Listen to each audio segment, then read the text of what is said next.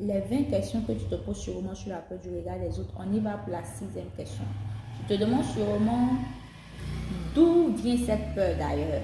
Cette peur peut avoir plusieurs sources. D'une enfance difficile que tu as connue, d'une situation d'humiliation, de rejet, de moquerie, de jugement négatif.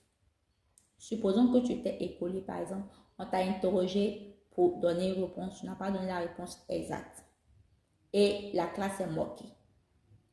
Tu penses que de ton enfance c'est fini. C'est pas fini tant que tu n'es pas guéri.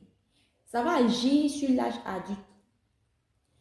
Tu vas avoir du mal à donner ton avis en public, en assemblée, parce que tu te dis, si je parle, est-ce que je ne vais pas revivre la scène du primaire que j'ai connue? Mieux vaut je me tais. Donc tu préfères ne rien dire, tu observes, tu écoutes. L'astuce que je te donne aujourd'hui, prends une feuille et mets des mots sur tes mots. Bref, tu n'as pas peut-être compris, on va se comprendre. Prends une feuille, tu dis par exemple, moi, Marie de la CFA, quand j'étais au CP1, j'ai connu telle initiation, telle humiliation. Quand j'étais en famille, j'ai connu telle. Aujourd'hui, je me détache de la vie des gens. Je me détache de l'humiliation, du rejet que j'ai connu. Je déclare que je suis unique en mon genre. Le regard ou le jugement des gens ne me détermine pas. En tout cas, je ne vais pas qui décide.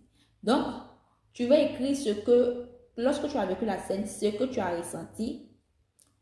Et puis maintenant, qu'est-ce que tu décides de vivre toi? Je vis par exemple, me fait plaisir, pas pour plaire à tout le monde.